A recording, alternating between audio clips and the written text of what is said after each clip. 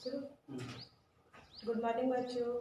कल आपने पढ़ा था अलंकार में शब्दालंकार के बारे में और आज हम लोग पढ़ेंगे उसके आगे का अर्थालंकार। कल हमने आपको बता दिया था कि अलंकार दो प्रकार के होते हैं, शब्दालंकार और अर्थालंकार। तो कल हमने शब्दालंकार पढ़ लिया था और आज पढ़ेंगे अर्थालंकार। अर्थालंकार के अंतर्गत पहला अलंकार आपका है उपमा अलंकार। ठीक, देखिए जहां पर पहली वस्तु की तुलना समान गुणधर्म के आधार पर की जाती है वहां पर उपमा अलंकार होता है। उदाहरण देखिए, जैसे पीपल पात सरिसमन डोला, यानी पीपल के पत्ते के, सरिस माने होता है समान, यानी पीपल के पत्ते के समान मन डोल रहा है। और दूसरा देखिए, भूतल तवा सा जल रहा। ये सा शब्द जो है और यहाँ पे जो सरिस शब्द है, इसी में आपका उपमा अलंकार है। यानी जहाँ पर पहली वस्तु की तुलना समान गुण धर्म के आधार पर की जाती है वहां पर उपमा अलंकार होता है। यानी पहली वस्तु की तुलना दूसरी वस्तु से की जाती है। देखिए यहाँ पे पीपल के पत्ते की तुलना मन के समान की गई है और यहाँ पे भूतल माने होता है धरती या पृथ्वी, यानी पृथ्वी तवे के समान जल रही है। अब आते हैं अगला अलंकार रूपक अलंकार। जहाँ पर उपमेय में उपमान का भेद रहित आरोप हो वहां पर रूपक अलंकार होता है। भेद रहित यानी दोनों में कोई भी भेद न हो, यानी पहली वस्तु और दूसरी वस्तु दोनों एक ही हो। जैसे उदाहरण से समझते हैं, मुख चंद्र है, यानी मुख यहाँ पे होता मुख चंद्रमा के समान है, लेकिन यहाँ पे क्या है, आप रूपक अलंकार में देखेंगे मुख चंद्र है, यानी मुख यानी मुह और चंद्रमा में कोई भी तुलना या अंतर नहीं है। मुख क्या है, वह चंद्रमा ही है। देखिए चरण कमल बंद हरि राई, यानी चरण कमल की वंदना करते हैं। हरि माने होता है राम जी, यानी राम के चरण कमल के समान है। समान तो यहाँ पे आपका उपमा अलंकार में होता है, यहाँ पर क्या है कि हरि यानी राम के चरण कमल ही है। अब तीसरा अलंकार हम देखते हैं उत्प्रेक्षा अलंकार। इसमें देखिए जहाँ उपमेय में उपमान की संभावना की जाती है वहाँ उत्प्रेक्षा अलंकार होता है। देखिए मुख मानो चंद्र है, यानी मुख आप मान रहे हैं कि मुख क्या है, चंद्रमा है। और मनो नीलमणि शैल पर आपत प्रयोग प्रभात, ये देखिए जो मनो शब्द आया है और मानो यानी उत्प्रेक्षा अलंकार की पहचान ही होती है मनु मानो जनु जानो, यानी जहां पर ये शब्द आपको पंक्ति में दिखेंगे वहां पर आपका उत्प्रेक्षा अलंकार होगा। अब आइए आगे बढ़ते हैं, फिर भ्रांतिमान अलंकार, चौथा अलंकार।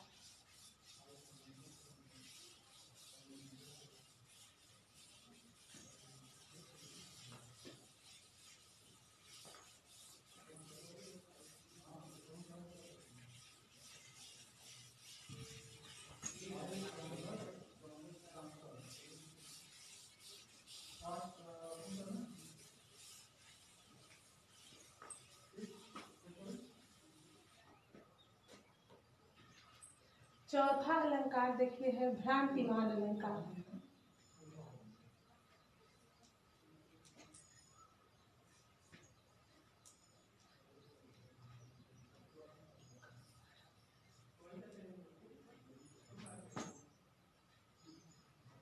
देखिए जहां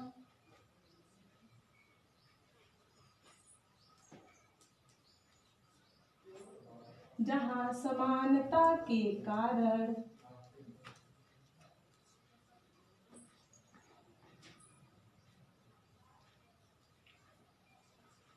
पहली वस्तु ने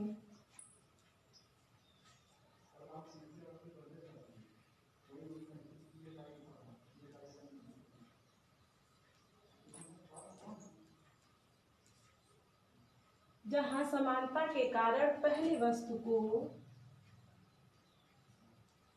दूसरी वस्तु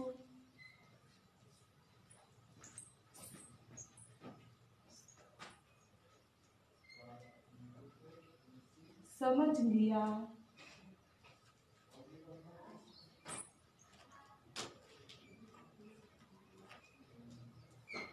वहाँ भ्रांतिमान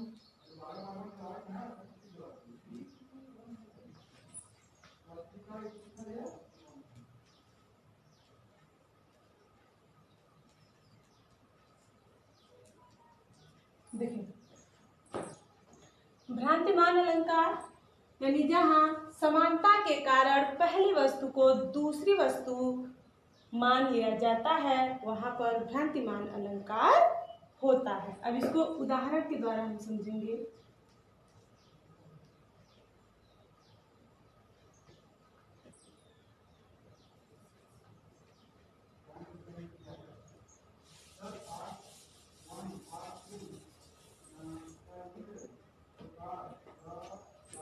देखिए बीन समझ कर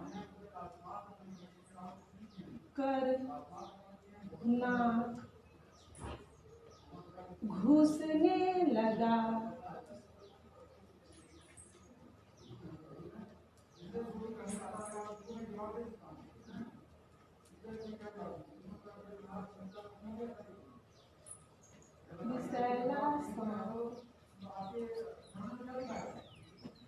काली ईख समझ गजनी।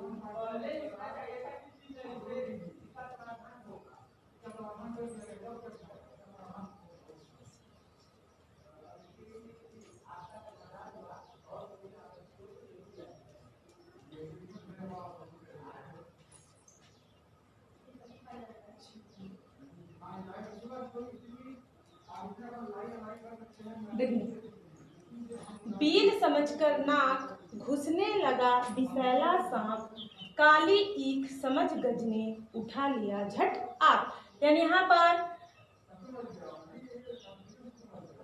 दोनों यानी सांप और गज यानी हाथी दोनों भ्रम की स्थिति में है। यानी हाथी के सूंड को बील समझकर उसमें विसैला सांप घुसने की कोशिश करता है, परंतु हाथी उसे काला ईख समझकर अपनी सूंड में उठा लेता है। यानी यहाँ पर दोनों यानी सांप और हाथी दोनों ही भ्रम की स्थिति में है, इसलिए यहाँ पर आपका भ्रांतिमान अलंकार होगा। अब पांचवा अलंकार चलते हैं हम, संदेह अलंकार।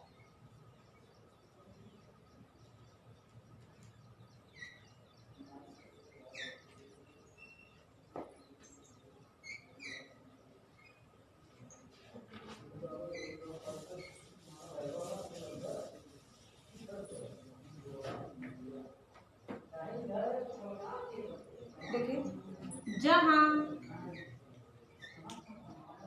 समानता के कारण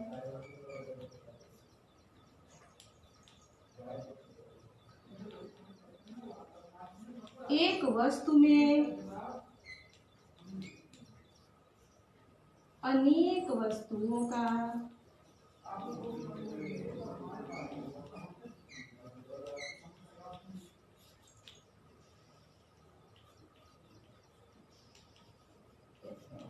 संदेह हो,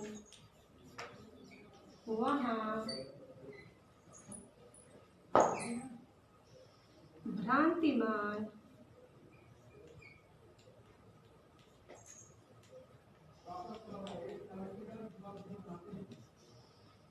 अलंकार है। देखिए जहाँ समानता के कारण एक वस्तु में अनेक वस्तुओं का भेद हो, वहां पर भ्रम और वहां पर संदेह अलंकार होता है।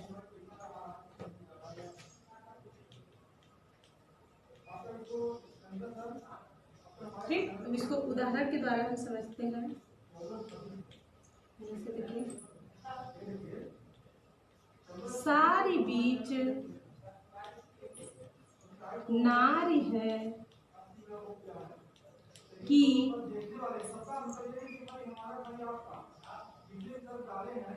नारी बीच सारी है, सारी ही की नारी है।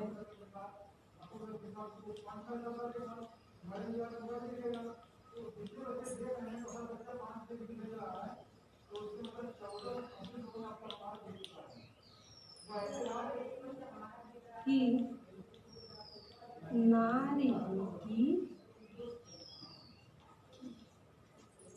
सारी। देखिए संदेह अलंकार यानी जहाँ पर समानता के कारण एक वस्तु में अनेक वस्तुओं का संदेह हो वहां पर संदेह अलंकार होता है। उदाहरण देखिए, सारी बीच नारी है कि नारी बीच सारी है, सारी ही की नारी है कि नारी ही की सारी है।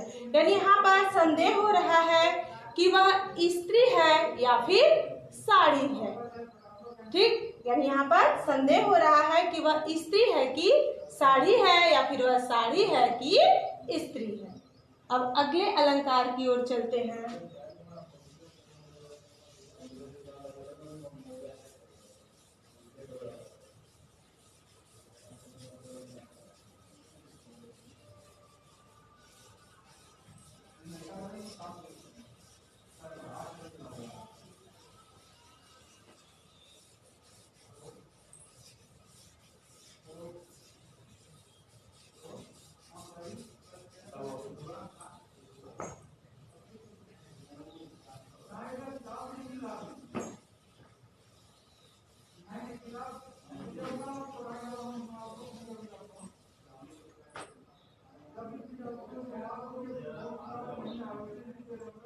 अब अगला अलंकार हम चलते हैं, छठा अलंकार मानवीकरण अलंकार।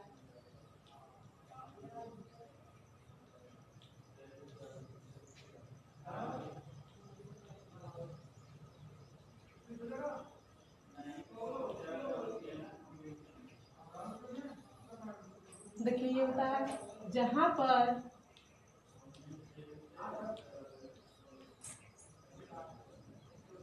किसी निर्जीव वस्तु की तुलना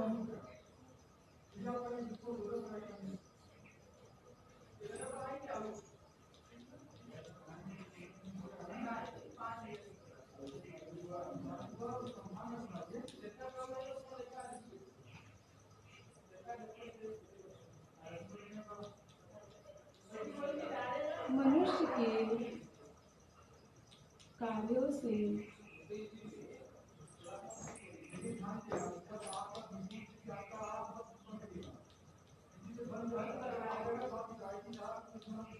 की जाती है वहाँ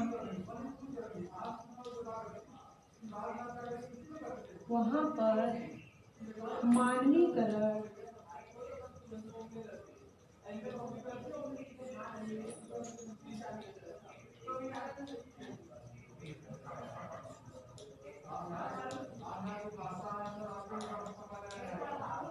देखिए अगला अलंकार है आपका मानवीकरण अलंकार, यानी जहां पर किसी निर्जीव वस्तु की तुलना मनुष्य या मानव के कार्यों से की जाती है वहां पर मानवीकरण अलंकार होता है। अब उदाहरण देखते हैं।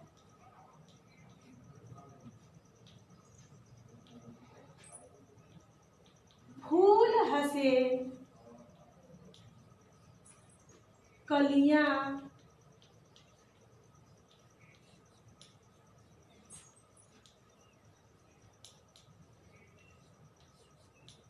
मुस्काई। ये फूल हंसे कलियां मुस्काई क्या है? देखिए हंसना और मुस्कुराना ये दोनों क्या है? मानव के कार्य है, न कि फूल और कलियों का। यानी फूल और कलियों का कार्य हंसना और मुस्कुराना नहीं है। यानी यहाँ पे हंसना और मुस्कुराना ये मानव का कार्य है, इसलिए यहाँ पर मानवीकरण अलंकार है। एक और उदाहरण देखते हैं।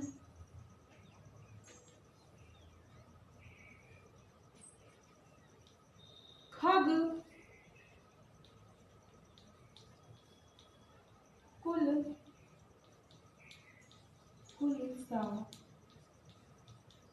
बोल रहा। देख क्या है यहाँ पे, बोलना क्या है, ये मनुष्यों का कार्य है, न कि खग यानी पक्षियों का। ठीक, यानी ये बोलना जो है वो मानव का गुण है, न कि पक्षियों का, इसलिए यहाँ पर आपका मानवीकरण अलंकार है। अब चलते हैं अगले अलंकार की ओर। अगला अलंकार है प्रतीप अलंकार।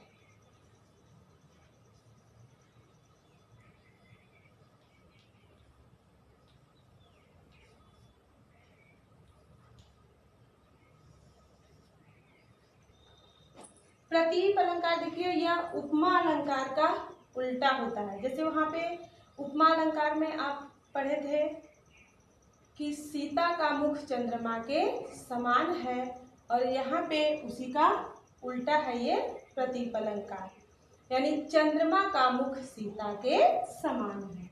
देखिए उपमा अलंकार का उल्टा होता है।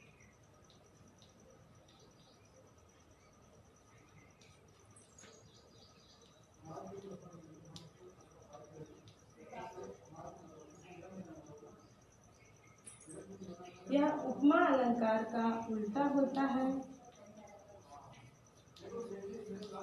अर्थात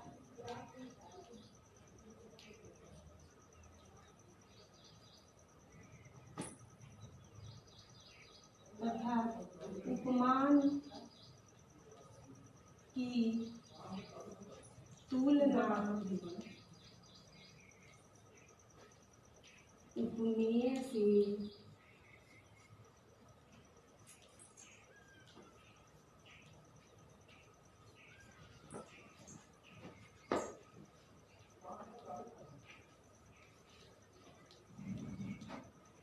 की जाती है। देखिए यह प्रतीप अलंकार उपमा अलंकार का उल्टा होता है, और यहाँ पर उपमान की तुलना उपमेय से की जाती है। अब उदाहरण देखते हैं।